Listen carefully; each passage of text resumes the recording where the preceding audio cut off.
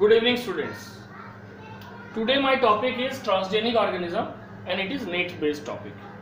First of all, before entering into the transgenic organism, we must know or have a literal idea about biotechnology. What is biotechnology?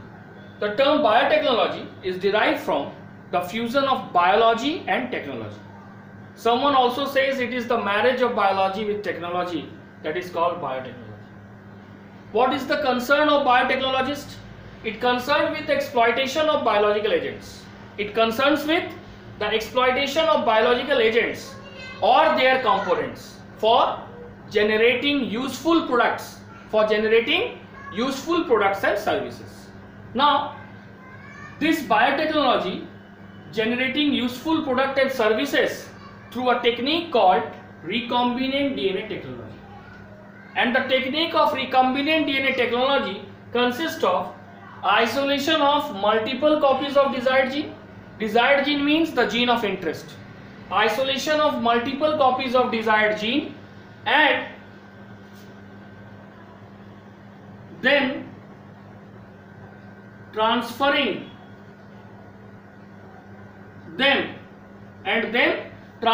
them into host body, Okay, so this is the second. Now, genetic engineering made it possible to transfer gene or transfer gene of interest. Genetic engineering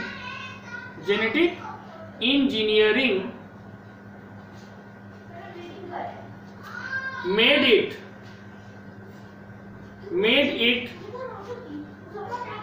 possible to transfer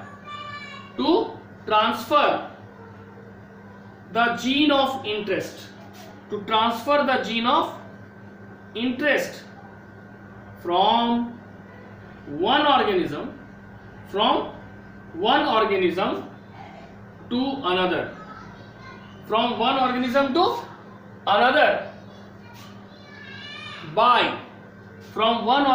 to another, by recombinant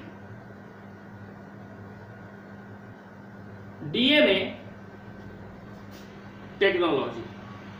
Okay, so genetic engineering made it possible to transfer the gene of interest from one organism to another by recombinant DNA technology.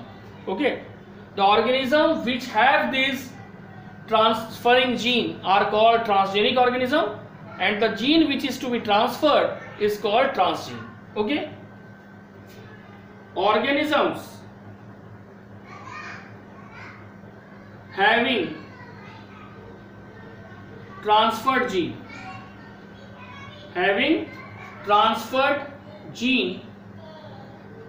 are called transgenics. क्या कहा जाता है उनको? Transgenics. And the genes are called transgene. और gene को क्या कहा जाता है? ट्रांसजीन. ठीक है, यहां तक समझ आ गया?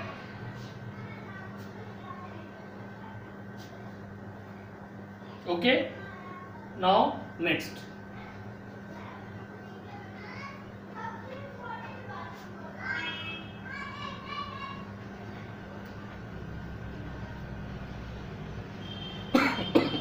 क्या होगा? Genetic engineering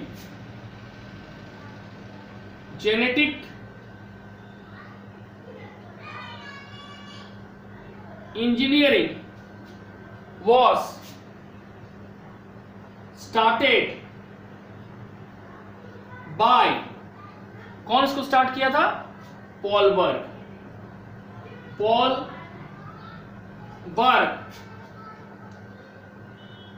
in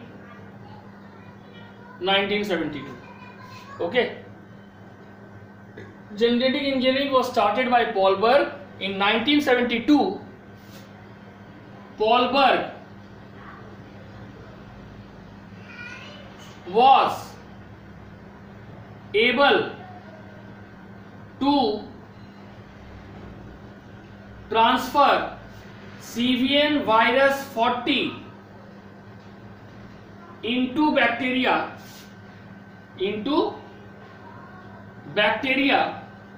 by using lambda phase. Transfer CVN virus 40 into bacteria by using lambda phase. Okay. So Paulberg is also regarded as father of genetic engineering. Paul Berg को फादर ऑफ जेनेटिक इंजीनियरिंग भी माना जाता है. ठीक है.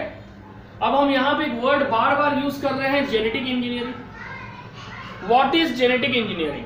Genetic engineering is the process by which a biotechnologist or a genetic engineer can change the chemistry of DNA and produce a desired phenotype in a particular host. Okay, this is called genetic engineering. And genetic engineering and chemical engineering are the two principles of biotechnology. Okay, that is why biotechnology is divided into two phases: modern biotechnology and classical biotechnology. Before 1970, biotechnology is there, but we can only increase the quantity of a product, not the quality. But after 1972, that is after the discovery of genetic engineering by Paulberg, we now can modify both quality and quantity of an organism. Okay, and this phase is called the modern phase of biotechnology.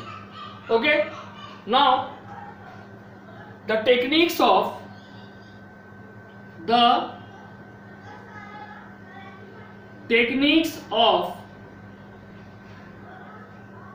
genetic engineering involves first formation of recombinant DNA. Formation of recombinant DNA.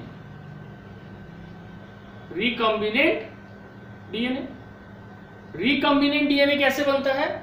जब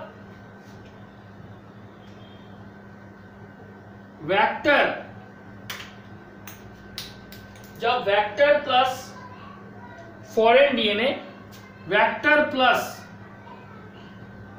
foreign gene को combine किया जाता है, that forms recombinant DNA. Second is use of gene cloning. Now this recombinant DNA is inserted into the specific host to produce a multiple copy, that is called gene cloning. Okay, and finally gene transfer. Okay, gene transfer is a technique of genetic engineering which permit the transfer of one or group of gene into a particular host, but it also helps in avoiding the undesirable gene to be inserted into the host. ये इस बात को निश्चित करता है कि एक या एक से ज्यादा डीएनए ऑफ इंटरेस्ट एक पर्टिकुलर होस्ट में इंसर्ट हो सकता है, बट अनडिजायरेबल जीन जो है वो किसी हालत में उस पर्टिकुलर होस्ट में इंटर नहीं करे. ठीक है, अब बोला जा रहा है कि a piece of DNA, that is foreign DNA, which is introduced into the organism, okay, would not be able to multiply itself. ठीक है, a piece of DNA introduced into a foreign organism, automatic जो host है जिसमें हम किसी दूसरे organism के gene of interest को इंटर करवा रहे हैं, उस डीएनए के लिए ऑर्गेनिज्म क्या है? फॉरेन ऑर्गेनिज्म है, ठीक है। तो a piece of DNA introduce into a foreign organism would not be able to multiply, would not be able to multiply by itself, ये अपने से मल्टीप्लाई नहीं कर पाएगा, ठीक है। But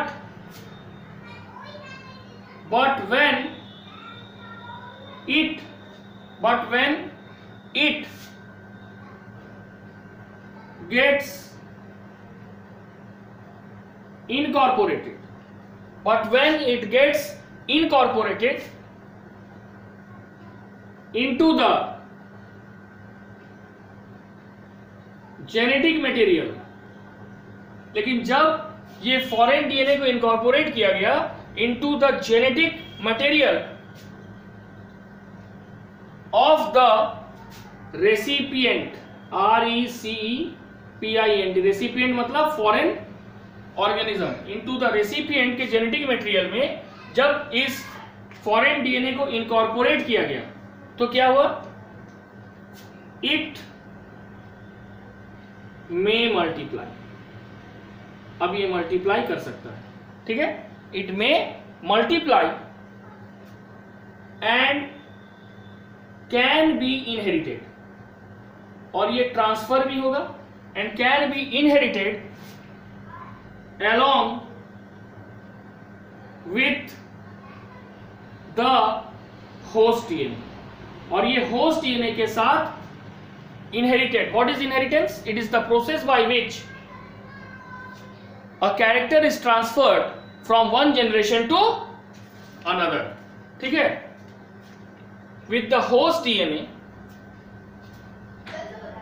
as the alien, that is foreign DNA has become a part of chromosome, as the alien DNA has become the part of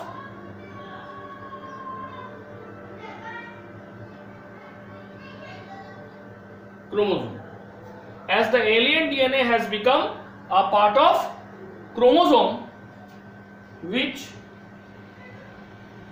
possess the ability to replicate, ठीक है। become a part of chromosome which possess the ability to replicate, okay. समझ आया?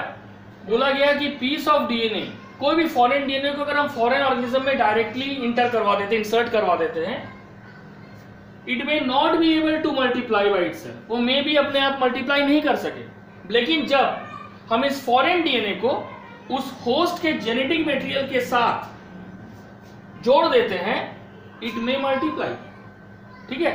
और साथ ही साथ ये transfer भी होगा along with the host DNA. क्यों? एज द एलियन डीएनए, यानी जो फॉरेन डीएनए है, it become a part of chromosome. Foreign DNA जो है ये क्रोमोसोम का एक पार्ट बनेगा विच पोजेस, जो क्या पोजेस करेगा? एबिलिटी टू रेप्लिकेट, क्योंकि इसके अंदर कैपेसिटी है टू रेप्लिकेट, ठीक है।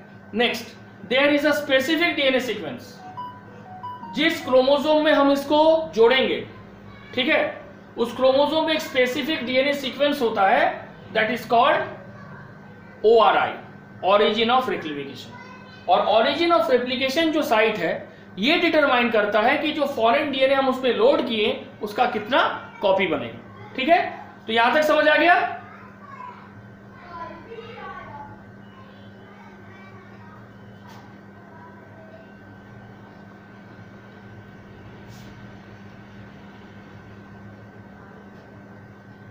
ठीक है, हम भी यहां तक रख रहे हैं ताकि हम आपको समझा सके। देखो,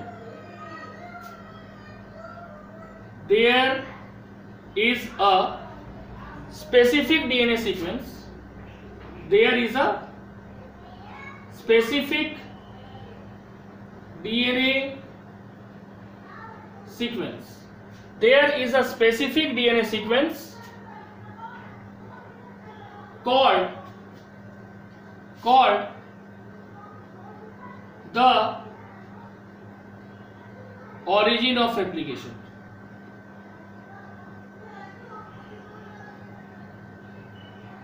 There is a specific DNA sequence, उसको कहा जाता है the origin of replication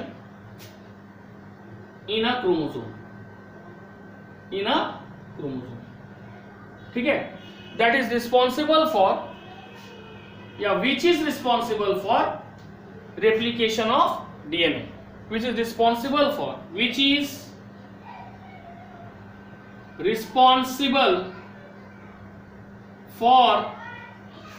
initiating replication, जो रिस्पॉन्सिबल होता है रेप्लिकेशन को स्टार्ट करने में, उसको क्या कहा जाता है?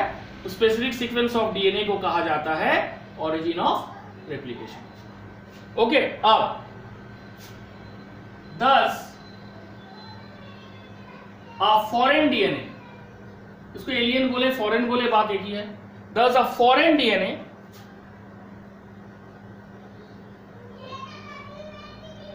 linked with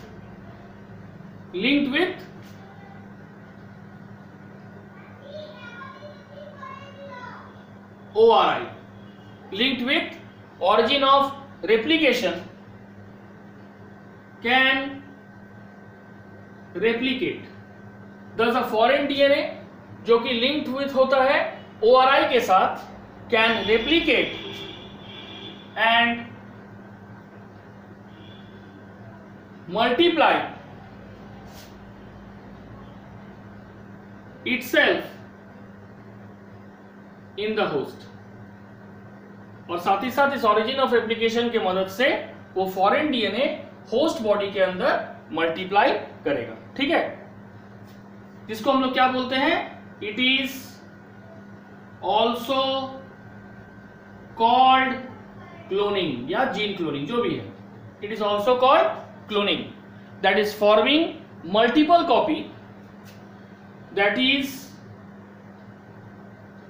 forming multiple identical copy, multiple identical copies of any template DNA, of any template DNA. ठीक है, it is also called cloning, that is forming multiple identical copies of any template DNA.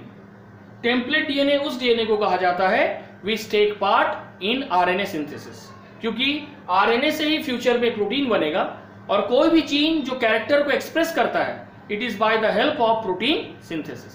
Okay, तो ये हो गया एक brief idea about how biotechnology and the technique use, that is recombinant DNA technology, is use to produce a transgenic organism. Okay, now our first interest is transgenic plants. Okay, जब ये transgenic plant हम complete कर लेंगे तो फिर हम deal करेंगे transgenic animals.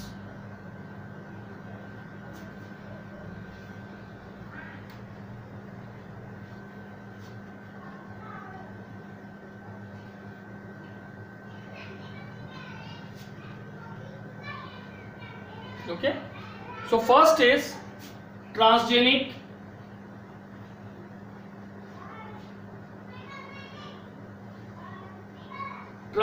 plants.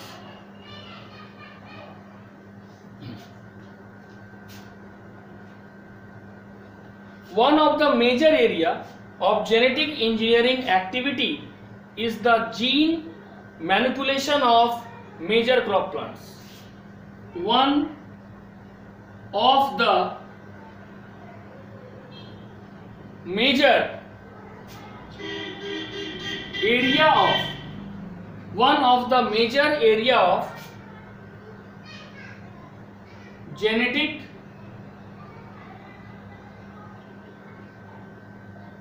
engineering activity. One of the major area of genetic engineering activity is the genetic manipulation, that is changing the chemistry of DNA according to the one own's will, ठीक है, that is called genetic manipulation of important crop plants. This is the major area of genetic engineering activity, because we all know that whole world is suffering from population explosion, and so the requirement of food is increasing day by day, which is much more because population is growing in a geometric pattern and our crop is increasing at an arithmetic pattern. So there is a very drastic gap between the population and the requirement of food. Okay, now genetic manipulation of important crop plants conventionally, पारंपरिक रूप से, ठीक है, conventionally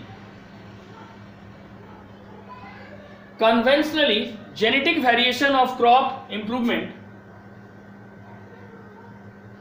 genetic variation for crop improvement is done through, genetic variation for crop improvement is done through, किसके द्वारा किया जाएगा? Done through hybridization, second mutagenesis, that is by the process of mutation, third is polyploidy. Okay, these are the major, there are also some, so let's use the word etc. Okay, now but the modern biotechnology is using genetic engineering to improve the varieties of crop. How? It make the crop disease resistance, it make the crop herbicide resistance, it make the crop stress resistance like high salinity, drought, okay, and it also increase the nutrient quality of the plant, nutritional quality of the plant जो है इसको भी use कर रहा है, plus it also use the plant in medicinal field. Okay, so we all discuss how it is used in different branches by improving the variety of crop through transfer of gene. Now biotechnological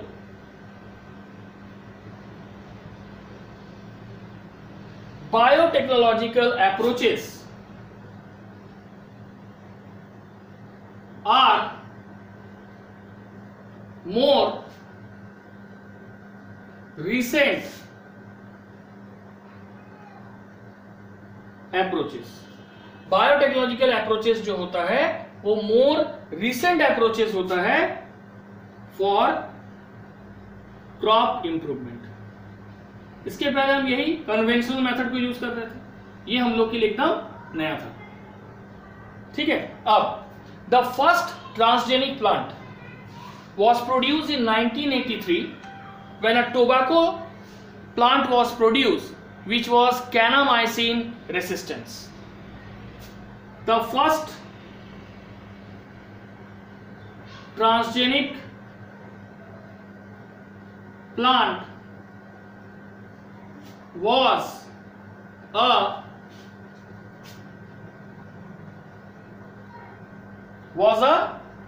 tobacco line या tobacco species, ठीक है, expressing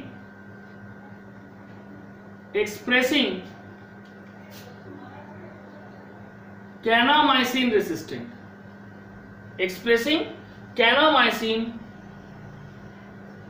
resistance, ठीक है। यानी एक ऐसे tobacco plant को सबसे पहले प्रोड्यूस किया गया बाय ट्रांसफरिंग ऑफ जीन जो kanamycin से रेसिस्टेंस है। Soon after that different plant produce हुआ जो हर्बिसाइड रेसिस्टेंस है, स्ट्रेस रेसिस्टेंस है, पेस्टिसाइड्स रेसिस्टेंस है, even they are delaying the ripening of the fruits so that fruit can be remain fresh for longer duration of time, ठीक है। अब हम लोग पढ़ेंगे प्रोडक्शन ऑफ ट्रांसजेनिक प्लांट, कैसे ये प्रोड्यूस हुआ। इसमें सबसे पहला रोल है Agrobacterium tumefaciens which is a soil bacteria. Okay,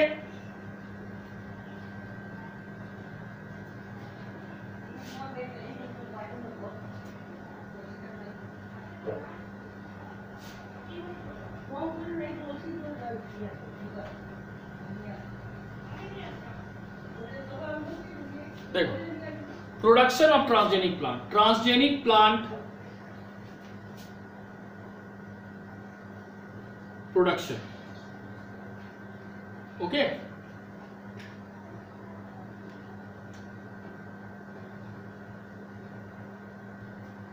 the most successful result of producing transgenic plant is obtained with TI plasmid. The most successful result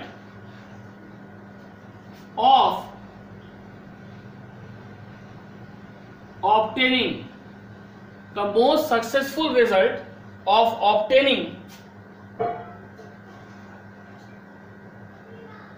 transgenic plant was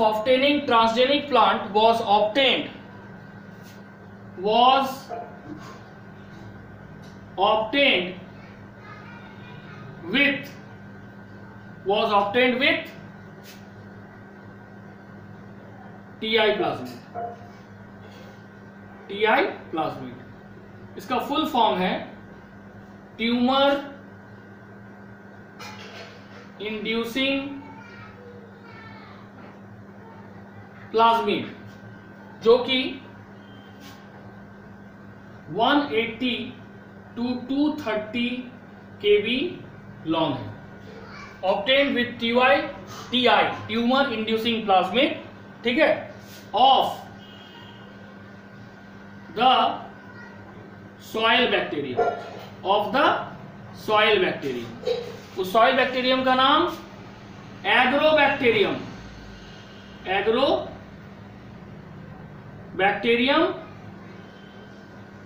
टूमीफेसियंस, agrobacterium टूमीफेसियंस। ये जो agrobacterium टूमीफेसियंस species है, causing crown gall disease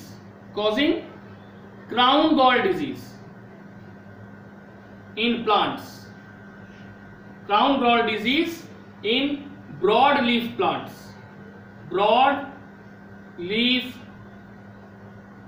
plants, जैसे क्या होगा, tomato, tobacco, soybean, such as tomato,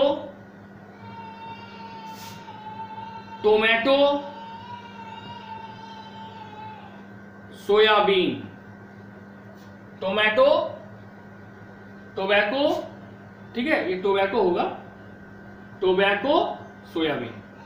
ये जो crown gall disease है, ये एक तरह का ट्यूमर है जो प्लांट में कॉज होता है, और इसको कॉज कौन करता है, एग्रोबैक्टीरियम टूमीफेसियंस, ठीक है। It is this TI plasmid, it is effectively used, ये जो TI plasmid है, it is effectively used as a vector for gene transfer in plants by removing the gene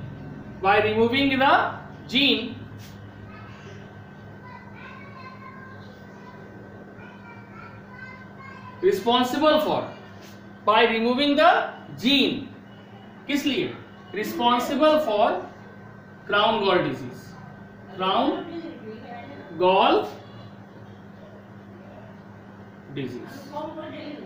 ठीक है। बट क्या होगा, crown gall disease while keeping the gene while keeping the gene having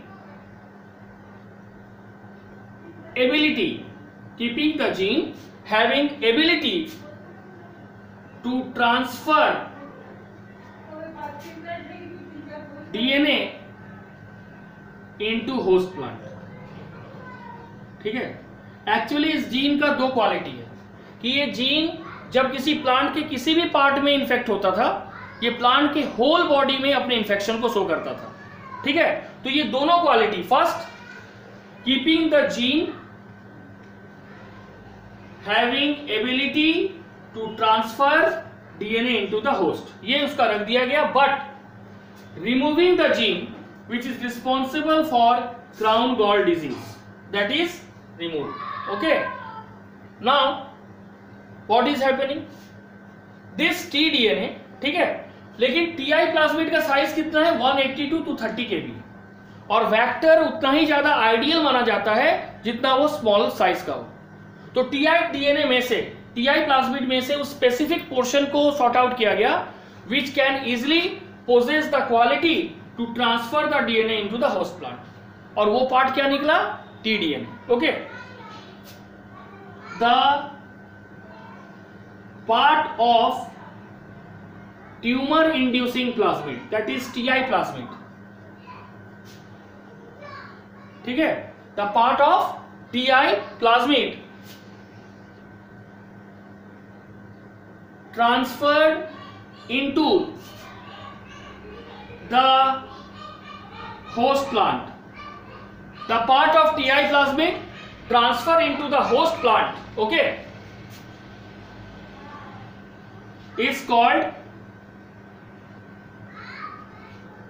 tDNA, is called tDNA, which is of size 23 to 25 kb।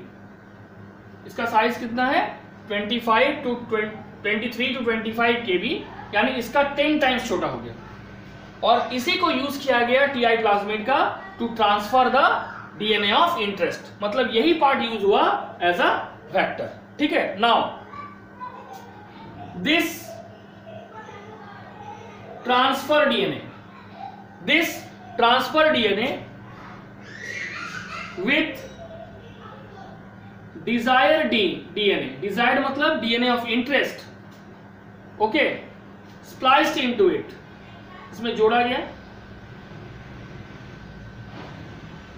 Okay, is inserted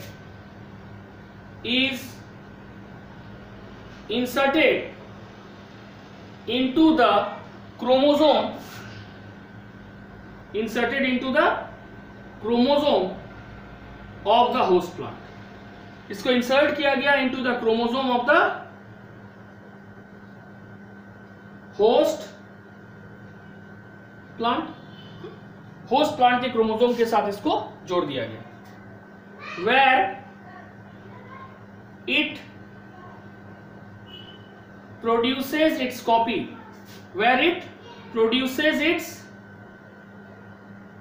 copy, by itself, यहां पे ये अपने copy को खुद ही बनाने लगा। ठीक है, बाय migrating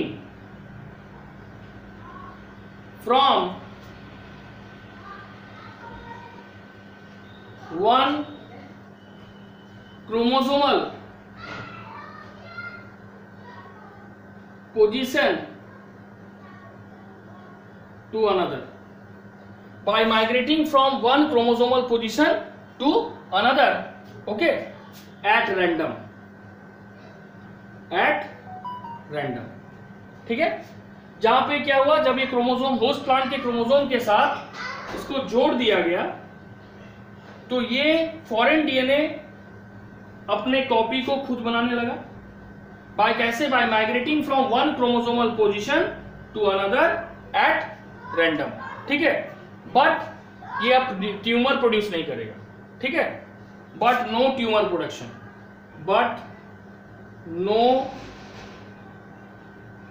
ट्यूमर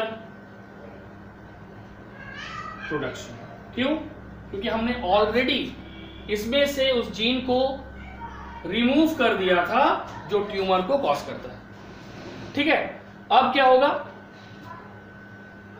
इस प्लांट को फिर कल्चर किया जाएगा, मल्टीप्लाई किया जाएगा। ठीक है, मल्टीप्लाई किया जाएगा और डिफरेंशिएट किया जाएगा एक प्रॉपर हार्मोनल कंडीशन में, ताकि एक न्यू प्लांटलेट को प्रोड्यूस करे।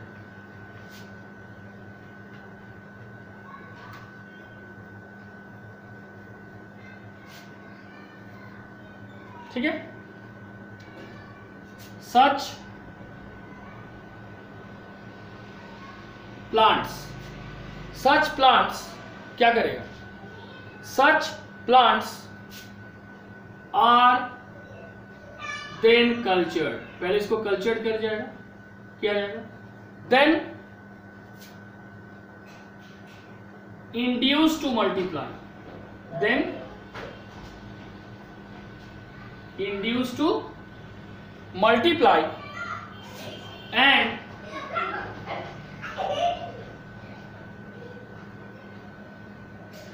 differentiate to form plantlets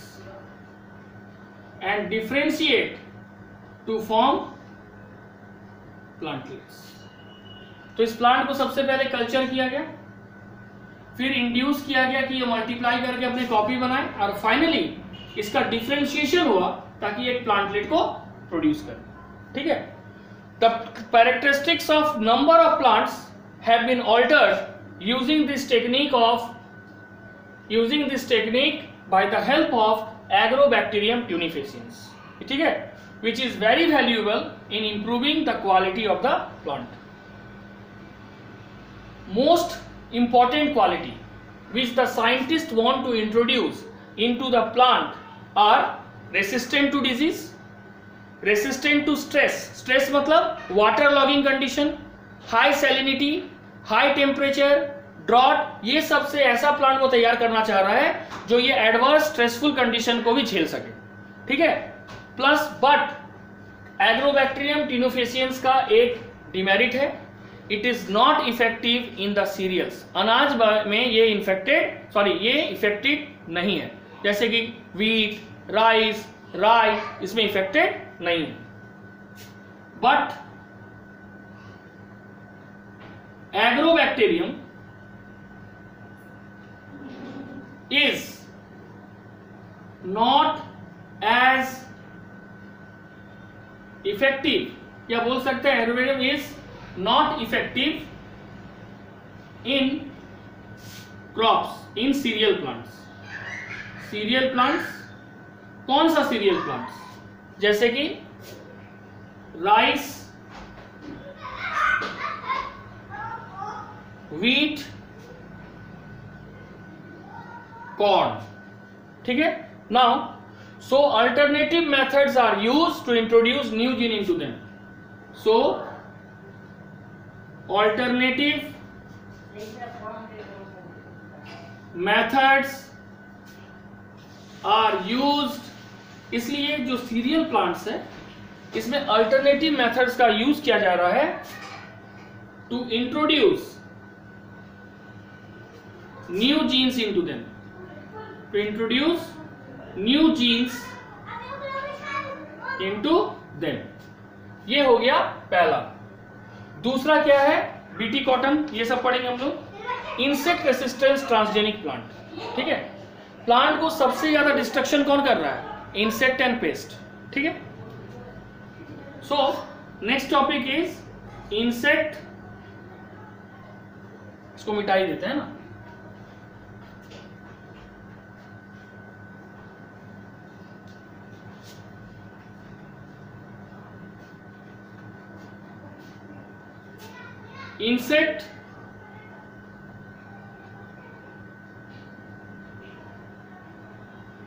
insect resistance transgenic plant.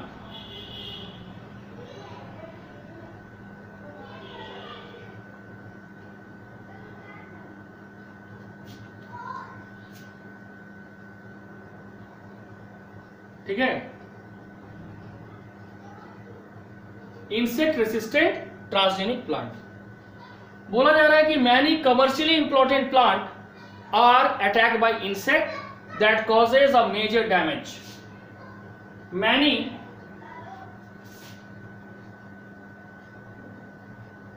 commercially important plants are attacked by insects which cause major damage to them. Okay, there are several insects which cause a very severe damage to the commercially important plants. Okay, the traditional defense against such attacks are using insecticides. The traditional methods to protect them is by using what? Insecticides.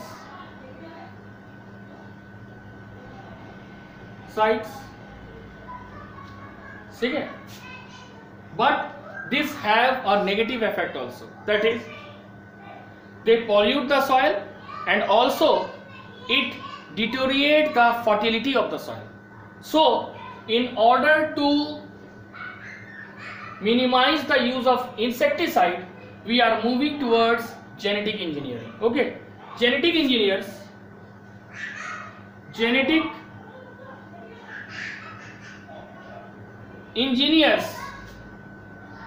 are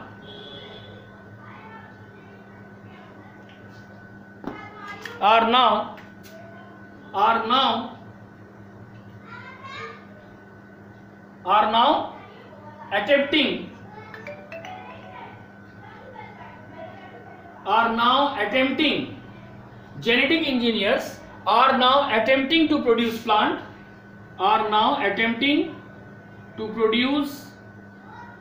plants that are resistant to insects and pests. कैसे ये संभव है? In an approach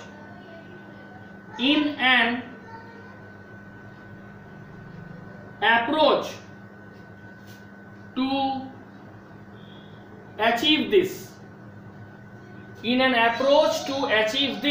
उन्होंने क्या किया? Genetic engineer they found a gene encoding protein. They found a gene which encode protein that are harmful to insects, but not to other organisms. वो insects के लिए हार्मफुल है लेकिन दूसरे ऑर्गेनिज्म के लिए वो हार्मफुल नहीं है। ठीक है, so they are inserted into the crop plants of interest. So they are inserted into the crop plants of interest. ठीक है, अब देखो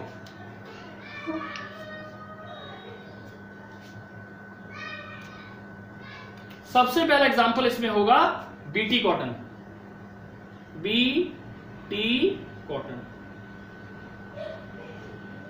इसका फुल फॉर्म है बैसिलस थुरिंजिएंसिस कॉटन। ठीक है, soil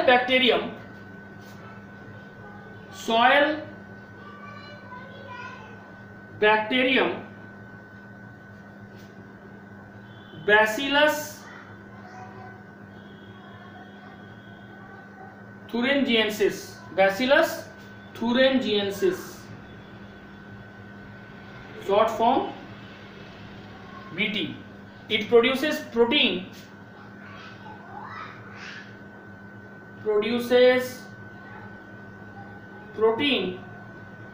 that kill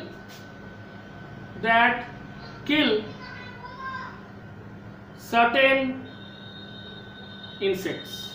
Produces protein that kills certain insects like Lepidopteron.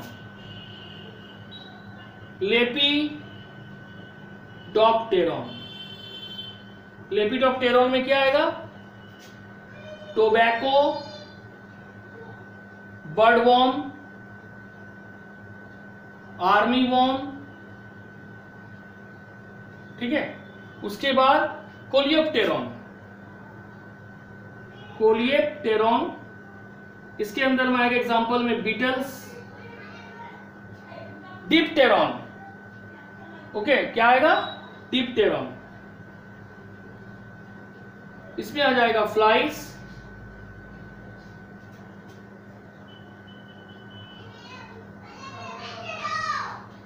ठीक है। तो सॉइल बैक्टीरियम बैसिलस thuringiensis एक स्पेसिफिक टाइप का प्रोटीन प्रोड्यूस करता है जो अलग अलग ग्रुप के लिए, अलग अलग ग्रुप ऑफ इंसेक्ट्स के लिए अलग अलग तरह के टॉक्सिक प्रोटीन को रिलीज करता है और वो उस इंसेक्ट्स को पूरी तरह से खत्म कर देता है, ठीक है। अब लिखेंगे बैसिलस produces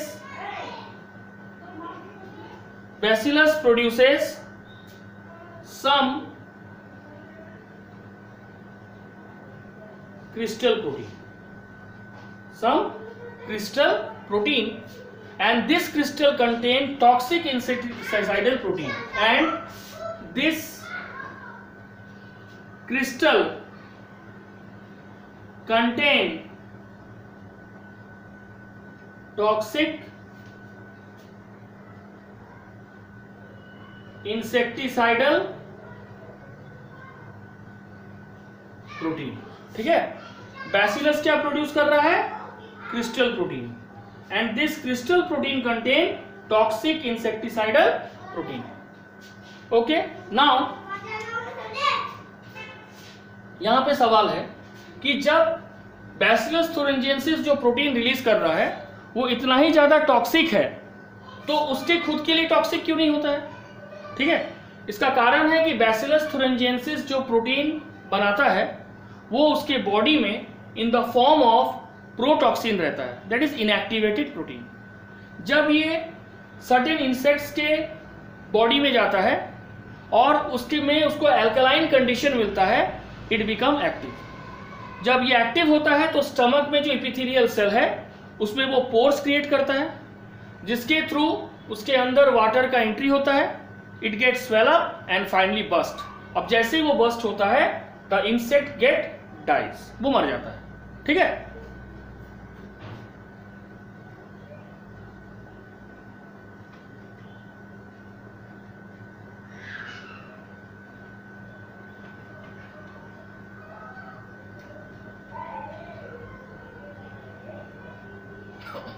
इसमें क्या होगा?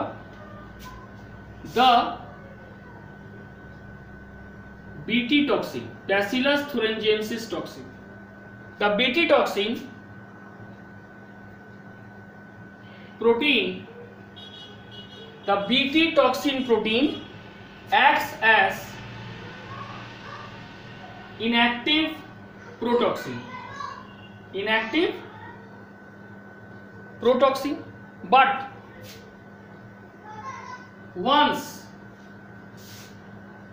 it is ingested by insect, but जैसे ही इंसेक्ट इसको निगल लेता है या ले लेता है माउथ में, ठीक है, it become active, okay. It is converted into active toxin. ये कैसे संभव है? Due to due to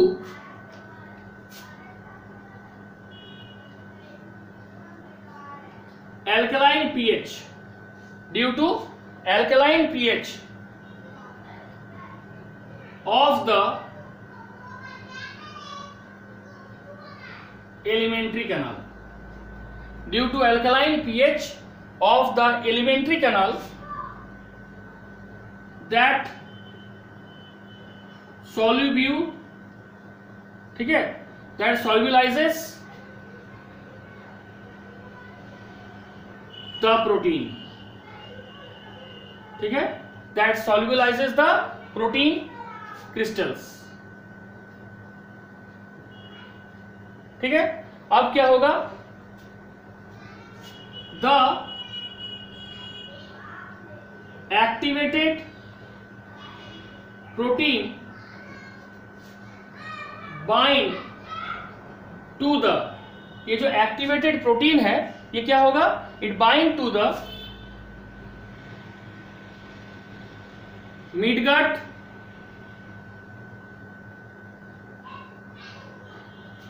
the activated protein bind to the midgut epithelial cell, ठीक है।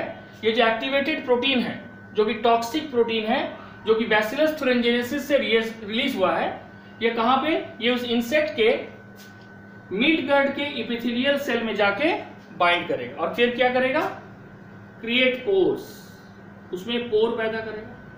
पोर के कारण सॉल्युबल फ्लूइड उसके अंदर में जाएगा, फ्लूइड, इट कॉज स्वेलिंग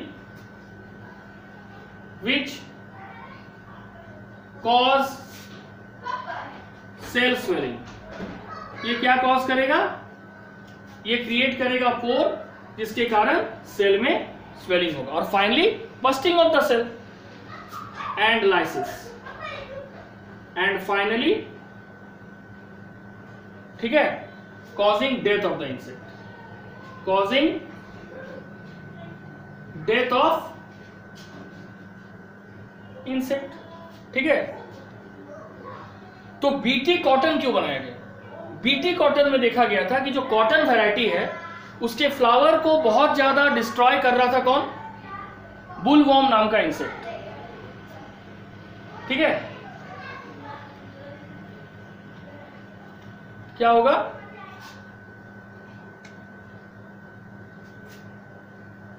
जो कॉटन प्लांट है, कॉटन फ्लावर है, इसको डिस्ट्रॉय कर रहा था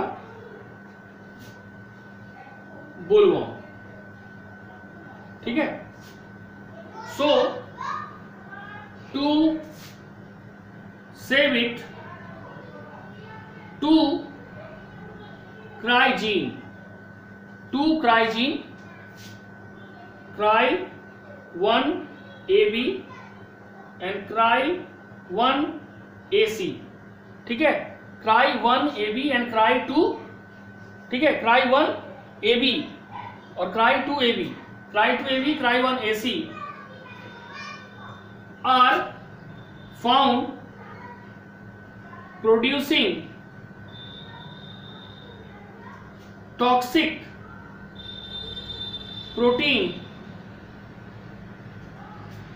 अगेंस्ट